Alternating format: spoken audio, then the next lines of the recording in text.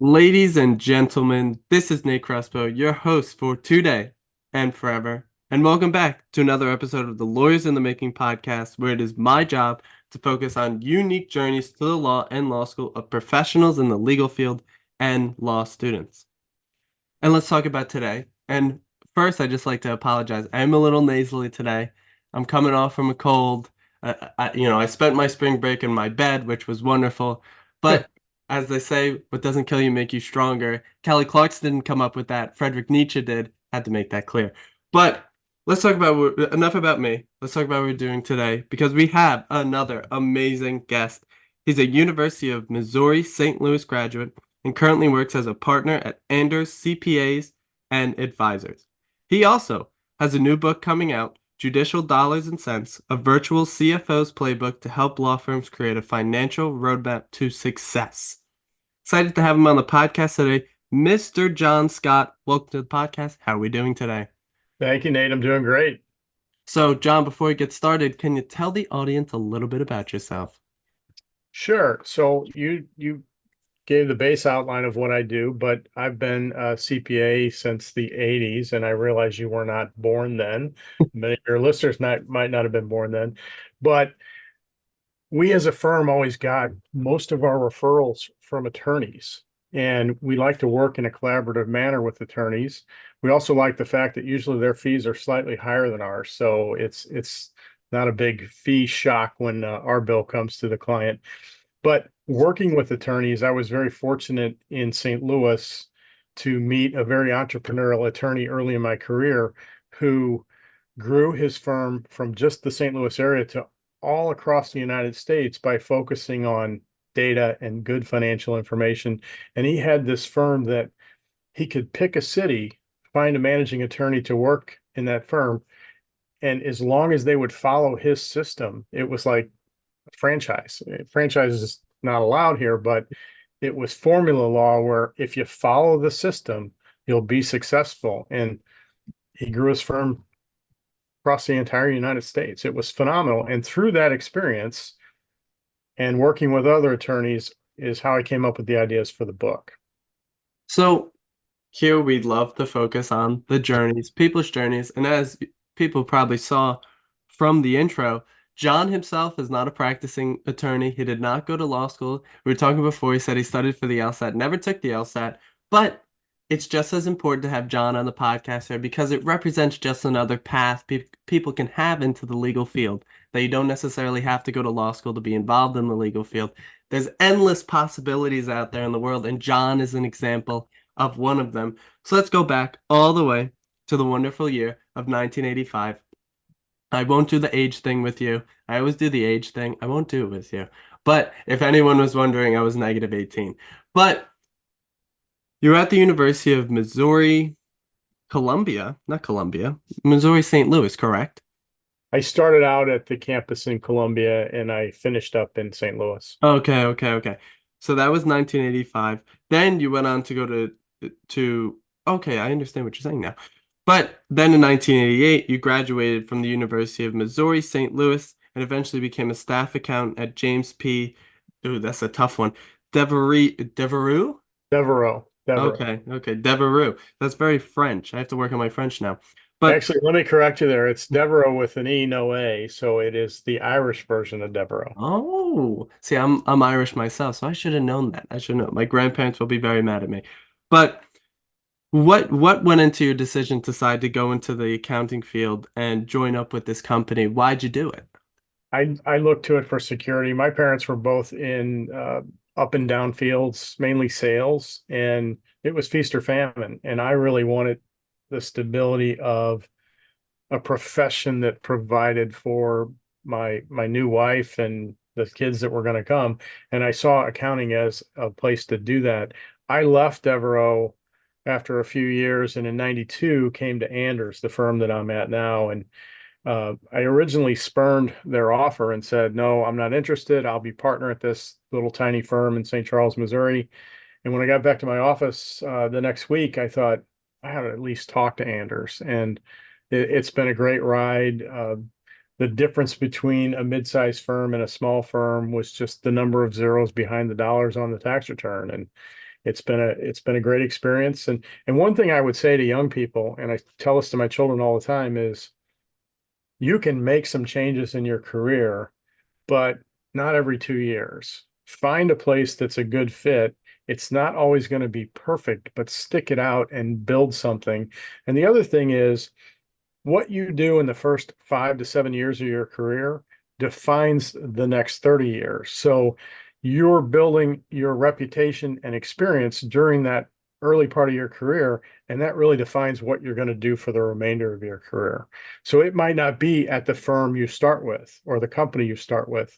It might be somewhere else, but really focus on developing your expertise and your reputation in the early part.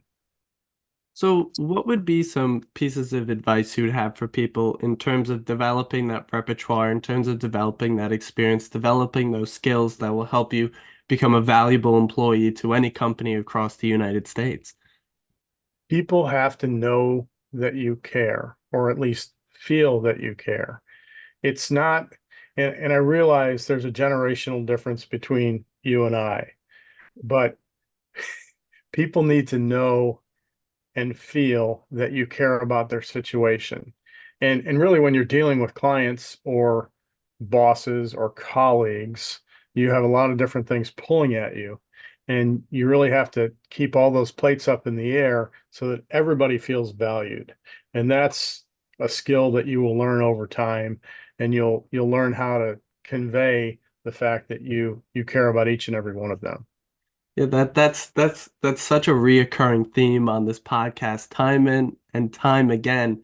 People talk about, especially in the law, how much of it is a human aspect, that it is a human industry. Same with every other industry. You're always speaking with people, you're always comforting people, assessing their situations, making sure that their numbers are right, making sure you're crunching those numbers. Every time I think of an accountant, I always think of the episode of The Office. I don't know if you've ever seen The Office. Oh But yeah. Mike Scott starts his own paper company and he's talking with the accountant, and they're like, "Yeah, you're gonna run out of money at the end of the year." And he keeps telling them, "Crunch the numbers." But and he just presses the button, he crunches the numbers. But sorry, there was a little a side piece there. But I think it's so important for people to understand that you need to care about those people and that those people feel cared, because at the end of the day, if you're working in sales, you make that person feel cared for, and they'll buy your product or they'll buy your service. And it may seem a little manipulative or what it may be, but I don't think it is. It never really is. It's genuine, it's authentic, and that's what I have to ask you here. Can you talk about the authenticity? Can you talk about how important that is in someone's career to ensure that they advance up the ladder just like you did yourself? Well, I think there's a couple of points that need to be made here. Every one of us is in sales. I don't care what you're doing, you're selling yourself and you're selling what you do. And you're really, sales doesn't have to be car salesy or life insurance sales. In fact, the best life insurance salespeople I know are not pushy at all. They view what they do, and all salespeople and all professionals should view what they do as helping people solve a problem. And whether they buy or not is not a big issue. It's here's how I can help you. If we're a good fit, let's go forward. So that authenticity of taking the smarmy sales piece out of it and just making it, let me help you and here's how I can do it. And if it's a good fit, great. If not, no big deal. Yeah, it reminds me of a very good book that I read earlier this year for the first time. I never even knew it existed. But Dale Carnegie's How to Make Friends and Influence People. One of a very inspiring book of mine. I learned tremendously from that myself, and I love it just so much. It speaks to what you're saying, that you should never be the stormy salesman, because that usually never works at all. You need to be authentic. You need to be your true personal self. And just like you said, solve problems. Let's go a little bit in the future. I want to talk about the beekeeping. So in 2014, you started as an apprentice beekeeper at, I'm going to say it all, KDJMSJCS, a priory. First, I have to ask, what do all those letters mean? And how has your beekeeping experience been? Yeah, the beekeeping experience has been up and down. And before we start, KDJJCS is the initials of my four children and then my name. Oh. I later moved it to throw my wife's initials in there too, but it's not really an entity. It's just something that I use for certain things as a tag. Now, we had a large silver maple in the backyard. It was probably 100 years old and it had this big Y in it. And we knew we had bees in the area. We just didn't know where they are. And a storm came through and the Y part of the tree split in half and fell down. And there was about an 8-foot hive in the hollow of this tree. And a beekeeper came over and rescued those bees, and he did it without a suit. He had a smoker. He stuck his hand. When bees are disturbed or they swarm, they form this football shape of a bee group of bees, and in the middle of that is the queen, and they're protecting the queen, and they're very docile and calm then. So he barehanded manipulated this large football of bees, smoked it, got the queen into a box that he had. He was going to take it back to his group of hives. And it was just amazing to me. And so that next year, I took some classes, got a couple hives in the backyard. It was wonderful. We got a little bit of honey, but not a ton because I wasn't a good beekeeper then. And then my neighbors, people in the city use Roundup, and that's not good for bees. I know that Bayer, Monsanto before that, is trying to make a pesticide or herbicide that is not killing the bees, but we're not there yet. So I moved the bees out into the country. It's a little better there. It is a struggle though, because I have a full-time job. So I think when I do retire, it will be more profitable. And when I say profitable, I mean getting honey that you can give away to friends and family. Has the honey is the honey delicious? I have to Oh ask. my God, that it is phenomenally good and it keeps forever. People enjoy getting it. I don't know if you've bought a jar of honey, but it's quite expensive. But when you've made it yourself or someone in the neighborhood has made it, it's awesome. Yeah, my mom uses honey a lot. I think she takes it like every morning. I know it's Mm. very good for your immune system. It's very good for your blood, I think. I have no idea. But I think it's a wonderful thing. And it's a hobby in itself. So I have to ask, how important is having hobbies? I know you chicken farm as well. So how important has having hobbies been for your career? Well, especially for the attorneys out there, and maybe this will change with the younger generations, but if you look at the attorneys who are my age or older, many of them don't have outside hobbies. And the attorneys don't tend to retire. They die in their seats. I kind of kid them about that. I have hobbies, and the reason I have hobbies is because one day I will throw the keys on the desk and say, thanks, it's been a great ride. And I'm going to go off and piddle with my chicken farming and beekeeping and, growing Missouri natives in the country and just enjoying my life. I think it's important to have something outside of work that you can not only enjoy during your work in your career, but post career. Yeah, I think that's such an important sentiment to put out. And it goes even further to the sorts of making sure your mental health is in check. I know for me, I have a lot of hobbies myself. I like watching wrestling. I tune in every week. It's my favorite thing to do, but it lets me relax. It takes my mind off of school, it takes my mind off of the podcast. It just lets me sit there, sort of have a nice aesthetic experience, watching the wrestling, just like yourself being a beekeeper, making sure all the chickens are in place, getting some. I gotta ask, how are the eggs? Oh, the eggs are awesome. If you look at a store-bought egg, it's yellow, but the yolk on a our yolks are really a deep yellow and they just taste better. And you can choose to feed them with antibiotics or without. We don't use antibiotics and we think they're healthier eggs. My neighbor got some chickens now too. His are a wee bit mean, but and that's the other thing. The term pecking order comes from chickens. When you introduce new chickens to a group of existing chickens, they're mean until they figure out who the boss is and who the subservient chicken is. So chickens are mean, and there is a pecking order that occurs within the coop. Well, that's just fascinating. I never even thought about it in terms of the semantics of pecking order.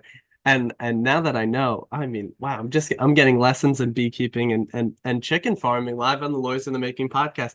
I love it so much, but it's my pledge of informality. I need to know these things because I'm interested. But let's talk about what you do at Anders CPAs and Advisors. You are the head of the legal niche for Summit Virtual CFO. Can you explain what that is and what you do in your position? Sure. What we do on a fractional basis is provide the finance function for law firms. What it does is we run the books, we reconcile the accounts, we meet with the leadership team 2 to 4 times a month to go over those things, to go over any problems that they're having. And it allows them to specialize and focus on their highest and best use, and that is practicing law and serving clients. Many attorneys did not go to undergrad for accounting or finance, and they're not business people. And let's face it, at the end of the day, we're trying to make money in our whatever we're doing, we're trying to make money. And if we just blindly do the work that's in front of us and don't pay attention to sending out bills and collecting and reconciling our cash accounts and knowing how much cash we should have, it's difficult to maximize profit and cash flow. Yeah, that's something that's been said on this podcast numerous times, especially from attorneys, is the business side of the law gets very much swept under the rug. I've never myself been to law school, neither have you, John, but I know very well that they don't talk about the business side at all. They don't tell you how to bill people. They don't tell you the accounting part. They don't tell you what the costs are. They don't tell you how to start a law firm. And I think a lot of that is really important for people to hear. And as well, that there are services out there to support your law firm and support attorneys and make sure that they are making the financially sound decisions that they need to make. And I know a lot of people speaking past episodes, especially episode 14, I had Elizabeth Larrick on, and she talked about starting her own law firm and the struggles of that. She had no idea what she was doing. She like maxed out 3 credit cards and she just sort of went in and didn't really build for growth, but just built to make it to the next day, which isn't a great model. And she admitted that herself. But I think it's really important for people to hear this, especially attorneys, especially law students, that there's this whole other side going on that doesn't really get talked about a lot. And I think it's really important for people to hear that. Now, in terms of the lawyers and the attorneys that you worked with, what are some important, I guess, qualities that they have that make the ease for working with them easier? And what are some suggestions you have for attorneys to make sure that they are able to work with people? Like, what are some suggestions? What are some qualities you like to see in attorneys that you work with? Well, what I love about working with attorneys is the fact that they are so logical and they build their arguments based on logic. So this whole Socratic method, and I'll give the example of my daughter. We have very different social ideas, and mine have migrated over time. But before she went to law school, it would evolve into an emotional discussion with no real compromise. After law school, it was night and day different because now she was attacking it in a logical manner. And that allowed me to try and respond in a logical manner.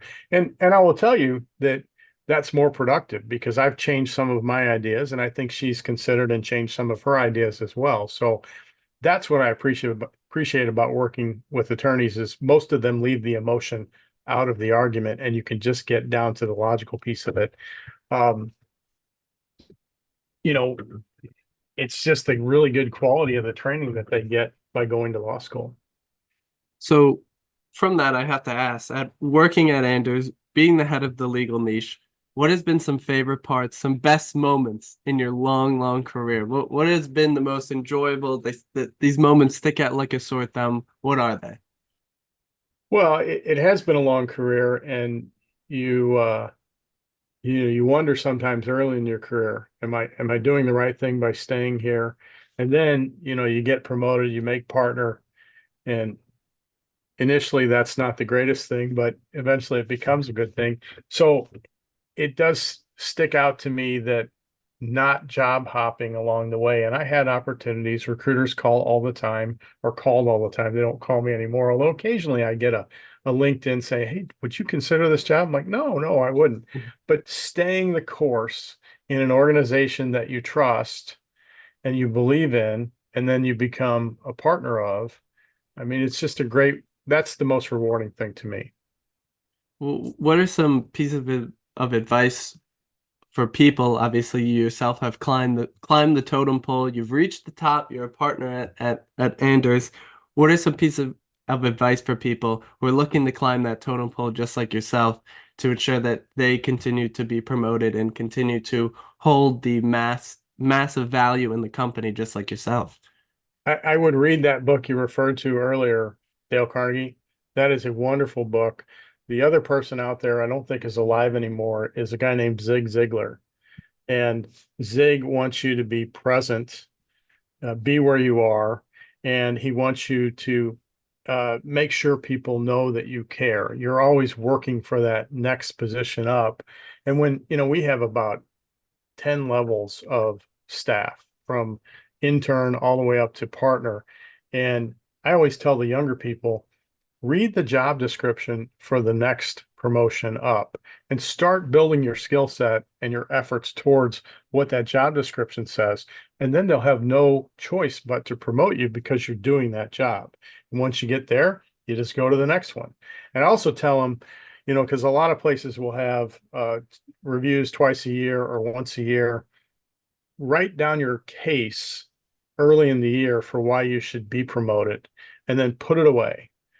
And then when you get a month or so out to that next review, polish it, bring it back out and develop it more, and then make your case for promotion. Yeah, I think that's very important. I've never heard of Zig Ziglar. This is my first time ever hearing Oh, about you need to Google Zig. There's all kinds of videos out. He's a wonderful speaker. And that's the other thing that I really enjoy is listening to great orators. Paul Harvey, good day. He's a good one. Zig Ziglar. If you can find some video clips or audio clips of those guys, you will really enjoy it, especially if you like Dale Carnegie. Well, I will be absolutely looking up Mr. Ziegler and Mr. Harvey after this recording. Don't you worry, I'll get my YouTube up, I'll get it going. I'll start looking at those people. I always love to find new things and research them very much because they interest me. And you're a great guy, you're a successful person. So I have to take everything that you say with 100% certainty. So that's something I'll be doing afterwards. But I want to go back to something that you were talking about before, that everything is sales. No matter what, you're always selling yourself. Can you speak about that a little bit more? Describe what you mean by selling yourself and just talk about how everything is sales. Well, at least I'm in a service business. Lawyers are in a service business, but even if you're working at the gas station, you're not necessarily selling the product, but people don't go to gas stations. Some people go to gas stations because they need gas, but some people go, I'm going to this type of gas station because I know where everything is. I know it's clean. I know the people are friendly. I mean, think about a fast food restaurant. And I know not everybody cares for Chick-fil-A, but they are so friendly and the food's good, but their training program for their people to say thank you and smile, those are things that they're selling. They're selling the product. And so I don't care what business you're in, you are selling what you're doing or or yourself in order to get people to enjoy the experience. And I think just building on top of that Chick-fil-A example, I love Chick-fil-A myself. One of my best friends is like his favorite food in the world. But the college he goes to, they don't have any Chick-fil-A's, which I think is even better. So when he comes back home, oh, it's the wonderful taste of Chick-fil-A. He doesn't get it all the time, but he gets it sometimes. But Unless he comes home on a Sunday and they're not open. exact, that's the worst. I've done that so many times in my life. I'll pull up and be like, all right, get my Chick-fil-A, and it's Sunday. No one's in the parking lot. There's another guy in there, driving around. We're in the same space. I'm like, oh, we look at each other like, all right, it's Sunday. But I think it goes towards an even bigger point in terms of the training program, promoting being friendly, promoting being I guess friendly is the best word to put it. But I think it goes to the bigger point of sort of personal branding, that Chick-fil-A have branded themselves as friendly people, as people that want to interact with you, have a nice conversation, say my pleasure at the end of the order. And can you sort of further expand on what it means to have a positive personal brand and just branding in general? Well, I think building your brand goes back to what I said about the first 5 to 7 years of your career. But in the end, we want to create raving fans. We want the client experience to be so great that they refer other people to you. You know, we're getting some floors redone at home, and we got a bid. Everybody's busy right now, so they can't come out right now. And the other night, my wife had a couple of friends over, and we talked about the floors that we're redoing. And she's, oh my gosh, you have to call Joey. I've referred him out to so many people. He's wonderful. He created a raving fan out of this person, and we're going to call Joey and get a bid, and hopefully he can come out sooner than the other one. So I think no matter what you do, if you do it well and create a great client experience, you're going to create raving fans and get new opportunities. That's perfectly said. Doing it well and get raving fans. I hope to have raving fans one day myself. It sounds like a wonderful thing. And There's a book out there called Raving Fans oh that you my should read goodness. too. So, speaking of books, first I'd just like to say I'm getting my kitchen redone myself. I'm not my kitchen, my parents' kitchen. I wish I was getting my kitchen redone. So I just wanted to say that. So we're in a similar boat. The house is crazy. There's so much going on, but it looks so nice. We had such an archaic kitchen for such a long time. But now it's gonna be nice, it's gonna be beautiful, brand new, it's gonna be wonderful. But let's talk about your book. Speaking of books, Judicial Dollars and Cents, a virtual CFO's playbook to help law firms create a financial roadmap to success. Can you talk about the book a little bit? This is your shameless plug. Go for it, John. This is my shameless plug. So I had all these stories and experiences with working with law firms, and a lot of them come from the entrepreneurial attorney I talked about earlier, who focused on data. And so it focuses on the four metrics or the four metric areas that will help you run your law firm: cash, financials, production, and pipeline. And the most important one is cash. How much cash do you need to run your firm? Because when you start your firm, just like the woman that you cited as an example before, you can either put money in yourself, you can build cash within the firm by turning efforts into cash, or you can go to the bank or credit cards and borrow debt. And debt is an albatross that should only be used as a safety net or for specific things like an office build out or the acquisition of a large piece of technology. And then you can term that debt out. That's good debt. Bad debt is credit card and line of credit debt that is supporting the partner draws. That's not good debt. Um, and then we focus on financials. And on the financial area, I like to talk about many accountants are historical in nature. And so it's kind of like when your grandfather or my grandfather, your great grandfather, took the family on a trip. The night before, he would pull out this 10-year-old atlas and he would make some notes. And off he would go. He'd pile everyone in the station wagon the next day. And if there was an accident up ahead or construction that wasn't on that 10-year-old atlas, he just could only react to what happened. And then your parents had a little better. They had AAA triptychs, which told them outside of Atlanta there was construction, and here's a workaround, a detour. But today we have Google Maps and Waze, and we have this instantaneous data. And that's exactly how we should be attacking the financial piece of this. We shouldn't reconcile our cash after we get the bank statement. And then the partners know that as of the previous month end, 15 days later, here's how much cash we have. That is useless historical information. We need to reconcile the cash on a weekly basis and instantaneously know how much cash we have compared to how much cash do we need to operate our business. So the financial piece needs to not be historical, but rather be forward looking. And that's the biggest value that we can bring is instantaneous data, or as instantaneous as you can get, plus the financial forecasting piece. What will your cash position be based on your WIP and AR and your collection policies be in 12 weeks, 6 months, and at the end of the year? It's just like the roadmap. It's just like the atlas that your grandfather used, but we use these data points to predict the future to help plan and help them meet their goals. So you say predict the future, and I love something like that, but I have to ask, what are the sorts of, and I don't mean this in a bad way, but predictive power is something that I think about all the time, especially I love entrepreneurship, just like yourself. And I've read all not read, but I listened to a podcast called Founders. They go through he reads biographies of entrepreneurs and then does a little podcast episode about it. And I've read a lot about why am I blanking on it? Charlie Munger and Warren Buffett, and they always talked about predictive power. But what are the, I wouldn't want to say pitfalls, but what are the big qualities of the sort of predictive power that you're doing here in terms of financial forecasting?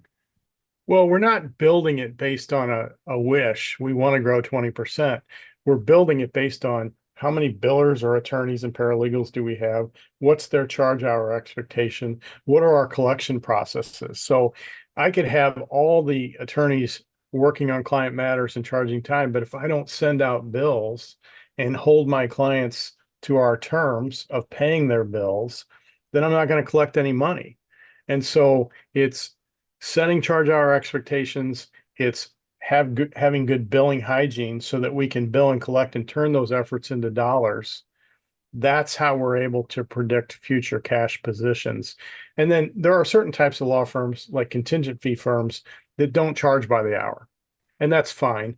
We can build an inventory of their cases and segregate them by case type and expected recovery, and then define the milestones within those cases and have the attorneys update where that case is in the milestone and build a spreadsheet that will say, okay, June 30th of this year, we're going to have expected collections of X, and we know the expense piece of it. So that's the way we forecast in a contingent fee arrangement. So what we do at Summit, as far as charging for our fees, is we use a fixed fee subscription model. In other words, based on what you want us to do, we go through a spreadsheet with the client or prospective client, and we toggle on and off certain services. And at the bottom is an annual fee and a weekly fee. We pull it on a weekly basis, and there's no long-term commitment. With the 30 days notice, we can turn it off. If we said no to payroll and 1099s initially, and then we want to turn that on, we can flip it on, send out a new statement of work, and begin doing that work going forward. So we realize that some weeks and months we will have more effort in the project than we're getting paid for, but there will be other weeks where we'll have a little bit less. And over time, if we priced it right, everyone will be fairly treated. Well, John, I have to be honest. If I ever start my law firm, I'm calling Anders. You can have my money, and I will give you all my money. I'll let you take care of everything. I unfortunately don't have it right now, but one day if I do, I they'll go. want to tell you a story about why you should lean back into going to law school. So my daughter had no intention of going to law school. And one of my clients was talking to her and said, Katie, what do you want to do when you graduate? And she said, I would like to work for a nonprofit. And he said, well, that's fine. But if you went to law school, you could run the nonprofit. And I thought, boy, this discussion is going nowhere. And we got in the car, and she said within 30 seconds, I think I want to go to law school. And today she does public interest law. And after she does that for about 6 more years, I think she will go and work and run a nonprofit. So the training that you get in law school doesn't mean you have to be a practicing attorney. It helps you in other aspects of your life as well.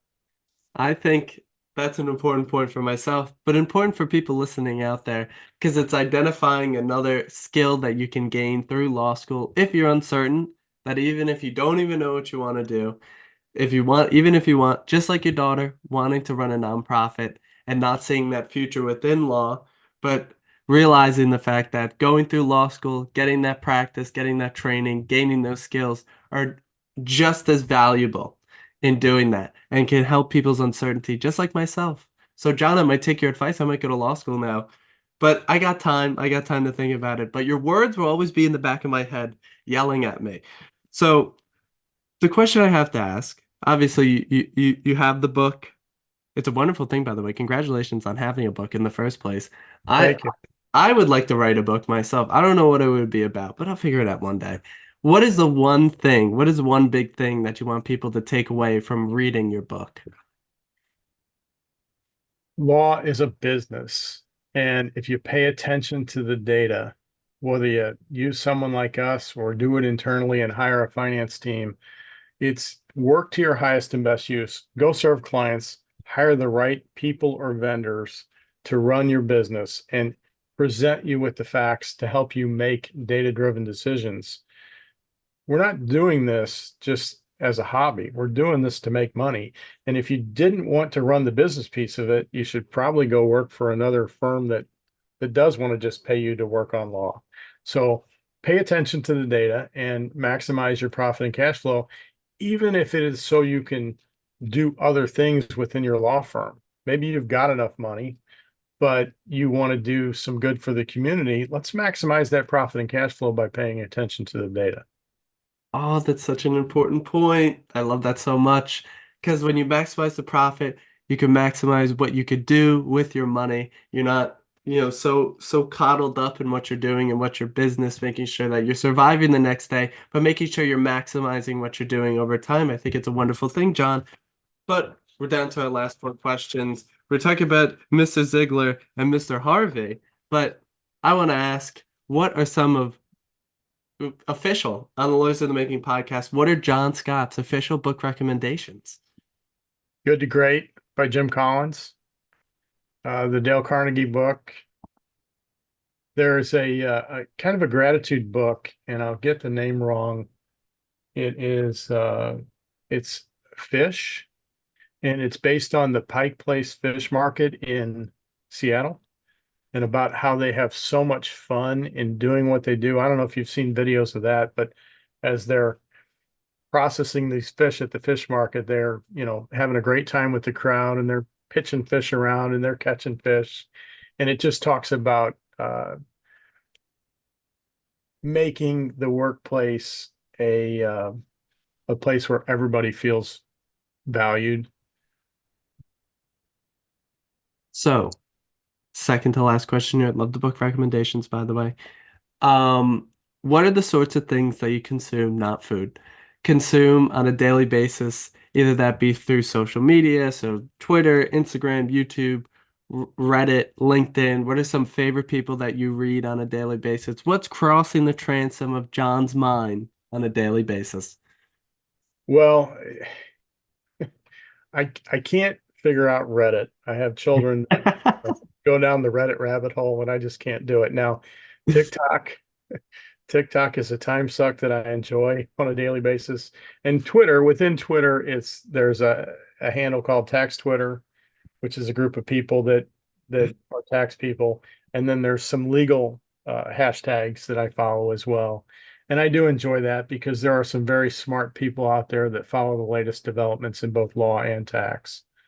So those are my vices in addition to listening to podcasts on 2.5 times speed. So, okay, so what are some podcast recommendations then? I focus on the legal industry. So there's a Guts and Glory.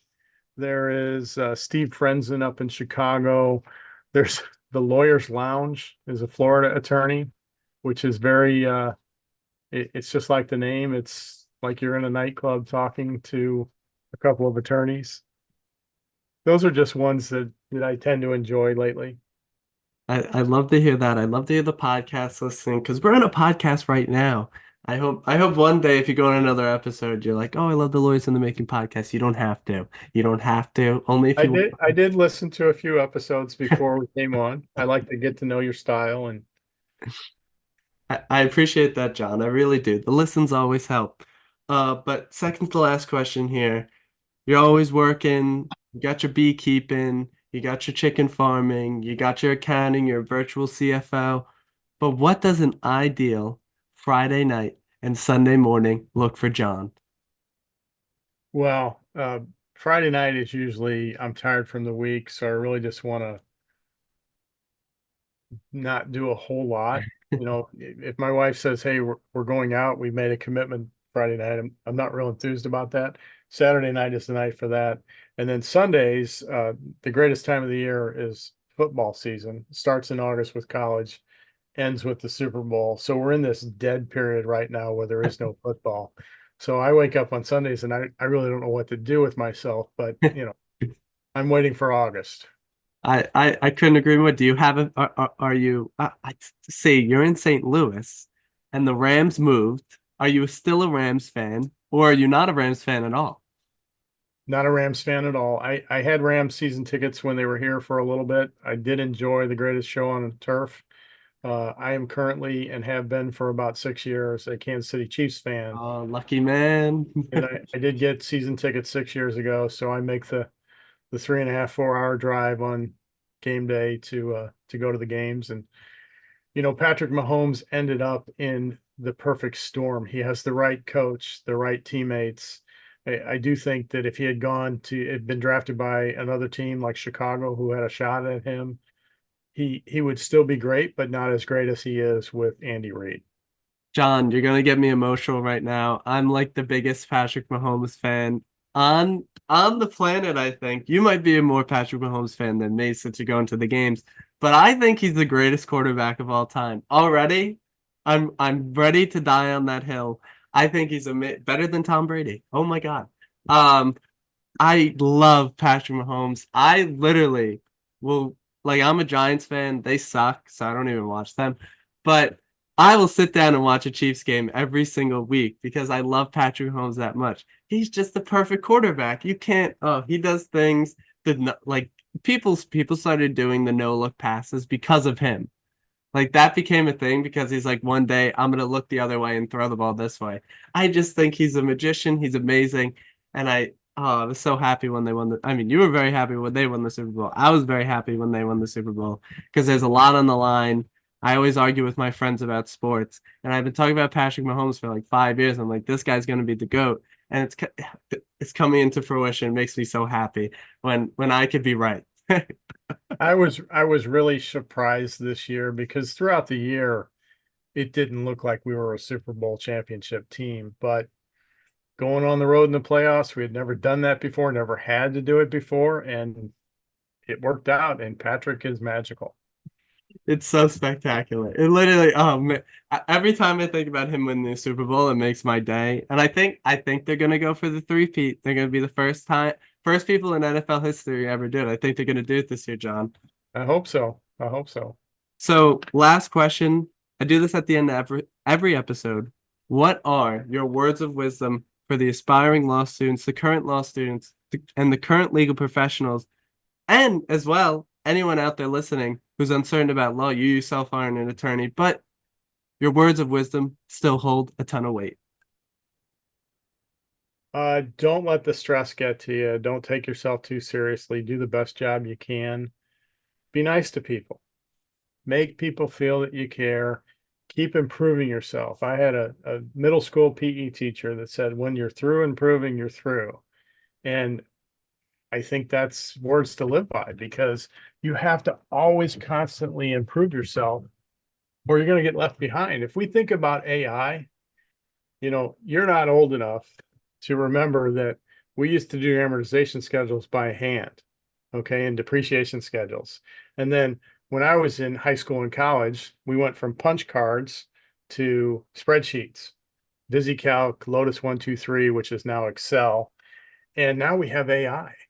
And AI, if used correctly, is going to be revolutionary. It's not going to replace the creativity and thought, but it's going to create the mundane, repeatable task that will allow us to be more productive. And oh, by the way, charge more for what we do by lowering the cost of what we do. So AI, if used the right way and embraced, will be really good. I realize that there can be some bad, nefarious uses of it, but I don't think we're going down that path. Well, John eloquently said, and I love the optimistic take on AI. I myself am very optimistic about it. And oh, we could have just done a whole episode about AI. But John, thank you so much for coming on because that is the podcast So, John, once again, thank you so much for being on the podcast, spreading your wisdom, spreading your experiences. And for everyone out there listening, check us out, lawyersinthe making.substack.com, and I will see you in the next one.